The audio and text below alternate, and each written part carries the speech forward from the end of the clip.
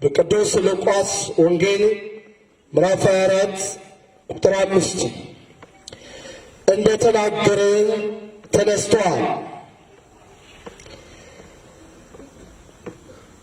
እንደተናገረ ተነስቷል። ሞት ተረታ፣ ኃይል አጣ። ሞት ማስቀረት ያልቻለው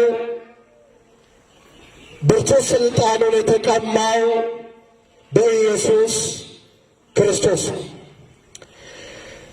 በዚህ በሉቃስ ወንጌል ምዕራፍ 24 ቁጥር 1 ላይ ነገር ግን በሳምንቱ በመጀመሪያው ቀን ያዘጋጁትን ሽቶ ይዘው ከእነርሱም ጋር አንዳንዶች ወደ መቃብር ማልደው ወጡ።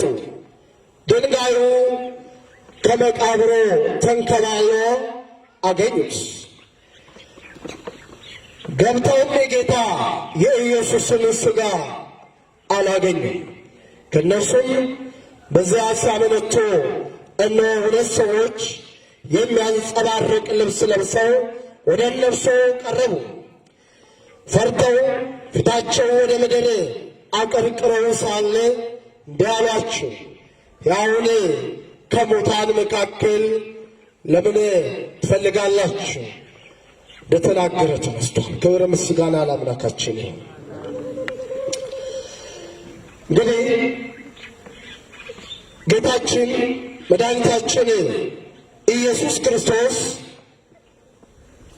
ለደቀ መዛሙርቱ አስቀድሞ የሰው ልጅ ተላልፎ እንደሚሰጥ፣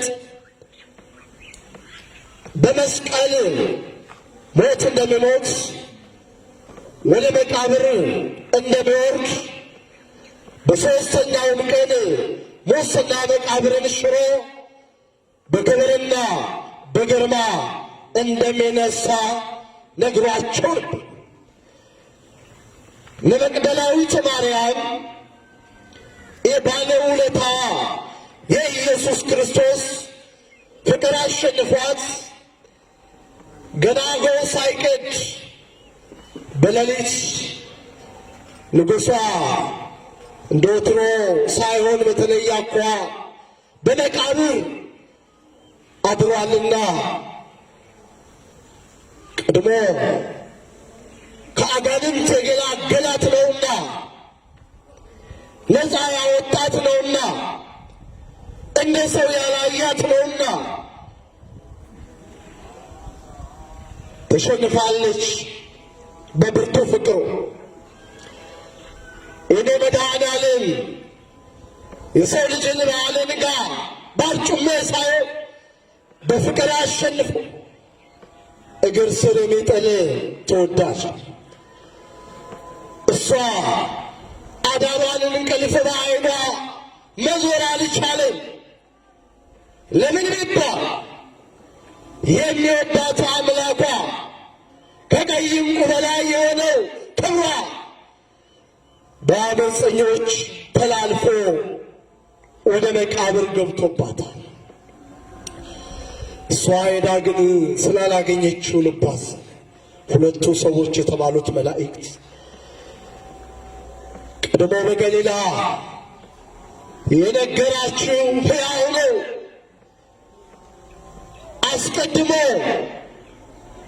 እንደሚሞት ከሞት እንደሚነሳ ነግሯችሁ ነበር ብሎ የማንቃት ሥራ ሲነግራት መግደላዊት ማርያም ትዝ አላት።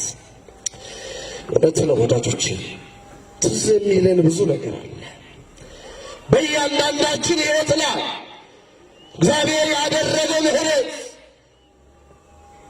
አንዳንድ ጊዜ እንደ ዋዛ እናየው ይሆናል፣ ቸል እንለው ይሆናል። የሚያሰኛ እኮ አይደለም። ጠዋት ማታ ለሰብክ ለቅዳሴው ቆመን ለክብሮ አርግደን አይወጣልንም እኮ መውደዱ አንችልም ፍቅሩ። እሷ እንደዛ ነው የሆነች። ያው በትደም ግባቷ ብዙ መኳንንት ሹማምንት የምታማምልበት ውበቷ እንደማይጠቅማት ነገ በእግዚአብሔር ፊት በክብር እንደማያቆማት ስለገባት የእግዚአብሔርን መረጠች። አሁን ክርስቶስ እንደተነሳ ይህን ዜና ሰማች። ከዘማዊነት ከተራማምነት የክርስቶስን የትንሣኤ አዋጅ የምስራች ሰባኪነት እንዴት ድንቅ ነው! እግዚአብሔር ክብር ለስሙ ይሁን። ድንቅ አምላክ አጀብ የሚያሰኝ እሱ ብቻ ነው። እጅን በአፍ የሚያስጭን እሱ ብቻ ነው። ሰማይን እዛ አስቀምጦ በተአምራት ምድርን እዚህ አስቀምጦ በድንቅ ጥበብ ተራራን በሚዛን እየለካ ቀላያት አፍላጋትን በመዳፉ እየዘገለ አጀብ የሚያሰኝ እሱ ብቻ ነው። የተናቁትን የሚያከብር እሱ ብቻ ነው። የኔ መድኃኔዓለም ሞት ይዞ ዘንድ አልቻለም። ሄዳ ወደ ደቀ መዛሙርቱ ጌታ ተነሷል፣ እንደተናገረ ተነሷል። ይህን የምስራች ጴጥሮስና ዮሐንስ እየተሯሯጡ ወደ አዲሱ መቃብር ሲገቡ ከመቅደስ ጨርቅ ውጪ አንዳች ነገር ማግኘት አልቻለም። ክርስቶስ ተነሳ። ለምን ሞተና? የሞተው ሞትን ሊገለው ስለነበር የሞተው ለመቃብር አዲስ መመሪያ አዲስ ሊያወጣላት ነበር እንጂ ሞትማ የኔ መድኃኔዓለም አይገባው። እሱ የሞተው ሞት የያዘውን የስልጣን ቀንበር ሊሰብረው። ሁላችን እንደምናውቀው ሞት በዓለም ላይ ባለስልጣን ሆኖ ሁሉን ባሻው ሰዓት እየወሰደ ለ5533 ዓመት ከ3 እንደሱ አይነት በስልጣን ረጅም ዕድሜ የኖረ ናምናል። በዓለም ሽብር የነዛ ቅዱሳን የእግዚአብሔር ሰዎች ቅርባን እግዚአብሔርን ሳይቀር ከመቃብር ግርጌ አስቀምጦ ጻድቃችን የመርገም ጨርቅ ሆነ መቋቋም አልቻልንም ብለው የደም እንባ እያነቡ ትጥቁን ፈቶ ዝናሩን አስፈልቆ ወደ ረፍት የሚመራ ለአዳም አንድ የበረታ ልጅ ያገኛል ቻለ። ወዳጄ የበረቱት እንኳ ከሞት እይታ ማምለጥ አልቻሉ። የዲያብሎስን የስልጣን ዘመን ለማሳጠር የተመረጡ ቅዱሳን መሥዋዕት እየሰዉ ጸሎት እየጸለዩ ያንን የጨለማ የሞት ዘመን እንዲቀየር በብርቱ ናፈቁ። አልሆነ።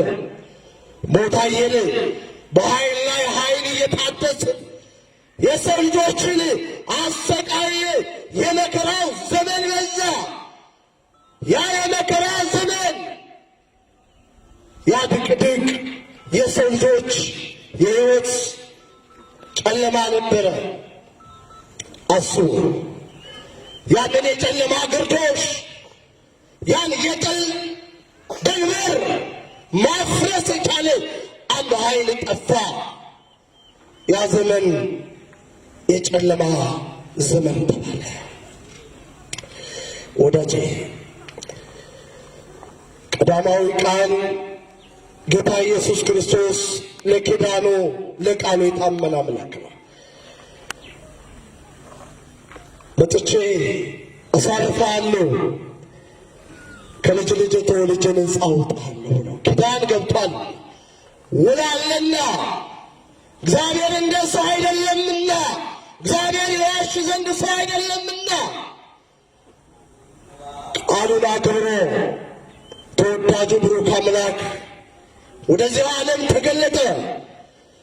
የሞትን ስልጣን ሊያቆም የዲያብሎስን ግዞት ሊያበቃ መድኃኔዓለም ክርስቶስ ከእናታችን ከቅድስት ድንግል ማርያም ከሥጋዋ ሥጋ ከነፍሷ ነፍስ ነስቶ በዓለም ተገለጠ። ጦር ሰራዊት አላሰለፈ፣ አጀብ አላሰኘ፣ በበረት ታየ። እንደ ነገሥታት ቤተ መንግሥት ሳይሻ ወዳጄ የሰላም መሪ ነውና የተወደዱትን በፍቅሩ ልባቸው ተገዛው ትንሽ ሰዎችን ሰባስቦ መንግሥቱን በሰላም በፍቅር ላይ ያጸና የሰላም መሪ ነው ኢየሱስ። ዲያብሎስ ደግሞ ጸብና የጠብ መሪ ነው። ክርስቶስ ከብዔሎር ጋራ ጣዖትን ከታቦት ጋራ ምን መስማማት አለ? ስለዚህ ክርስቶስ የዲያብሎስን ሴራ ሊያፈርስ መጣ። ይህን የዲያብሎስ ግራ ገባው። ግራ ገብቶትም ዝም አላለ። የራሱን ደቀ መዛሙርት ሰባሰበ። ከቤተ ክህነት ከቤተ መንግሥት ጠራ። ሐናና ቀያፋ እነ ጲላጦስና ሄሮድስን ወዳጄ እውነት ይህንን የዲያብሎስን ሴራ ንጉሡ ክርስቶስ ያውቃል። መድኃኔዓለም ክርስቶስ ትሑት አምላክ ነውና በመላ እስራኤል የዞረ ፈውስ ሰጠ። ማዳኑን አሳየ። ሞት ተነሳ፣ ሽባ ተተረተረ። እውነትም እግዚአብሔር ታረቅን። እግዚአብሔር ወደ እኛ መጣ። የእግዚአብሔር መንግሥት ወደ ዓለም ቀረበች። ይህን የሰላም ጥሪ፣ ይህን የሰላም ነጋሪት አዋጅ ሰምቶ የተጠጋ እውነትን የምላችሁ የክርስቶስ ፍቅር እንደ ወንዝ ፈሰሰባቸው። ዲያብሎስ ግን ይህን ነገር በጎ እንዳልሆነ አየ። ስለዚህ የማሰናከያ ድንጋይ ያስቀመጠ የክርስቶስ ተቃዋሚዎችን አበዛ። ስለዚህ በአንድም በሌላም ክርስቶስን መግደል የመጨረሻ ስኬት እንደሆነ ዲያብሎስ አሰበ። እኔ ይገርመኛል። ቤተ መንግሥት ቤተ ክህነት ያሉ ሰዎች በዛን በክርስቶስ ጉዳይ ይናበቡ ነበር። በዕድሜ ዘመናቸው የማይዋደዱ ባላንጣዎች ጲላጦስና ሄሮድስ እጅና ጓንት ሆነው ነበር። እኔ መድኃኔዓለም ያይደል እንደ ባህሪው የተጣላውን ማስታረቅ፣ የተለያየውን ማገናኘት የሰላም አዋጅ ነጋሪ ነው። ለመልካም ነገር በሆነ በተስማሙ ግን ክርስቶስን ለማጥፋት ያልበቃቸው ክርስቶስ ግዛት ሊያሰፋ ስልጣን ዙፋን ሊቀማ የመጣ ስብስብ በሁለቱም ተቋማት ላይ ዲያብሎስ ያሻውን ዘራ። ስለዚህ ክርስቶስን መያዝ፣ ክርስቶስን እንደገና ወንጀለኛ ብሎ በአደባባይ በችሎት ማሳጣት፣ ከዛም በኋላ ያለ አንዳች ከልካይ አደባባይ ላይ ክርስቶስን ማሰቀል የዲያብሎስ እቅዱ ፕላን ነው። የእሱን ፍቃድ አስፈጻሚዎች ለዚህ ሥራ በጣም ተጉ። ለመልካም ነገር ትጉ ነበር የተባለ ለጽድቅ ነበር። አለመታደል ሆነና እነዚያ ሰዎች ክርስቶስን ለመግደል ያሻቸውን አደረጉ። በወዳጁ ገቡና በ30 ዲናር መዝነው ክርስቶስን መቼ ነው አሳልፈ የሚሰጥ? አየህ ወዳጄ፣ ሰይጣን ወዳጅን ጠላት ያደርግብሃል። ክርስቶስ ደግሞ ጠላትን ወዳጅ ያደርግልሃል። የምትሸነፍበት ኃይል እሱም ፍቅር የተባለ በትሩ ሁሉን የጣለ ከላይ እስከታች ያልመረከከው የክርስቶስ ፍቅር ነው።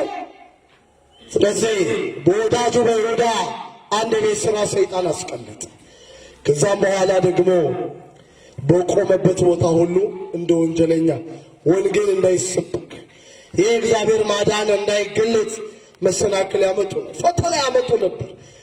እሱ ግን ብሩክ አምላክ የመጣውን ፈተናቸውን በተገቢ መልስ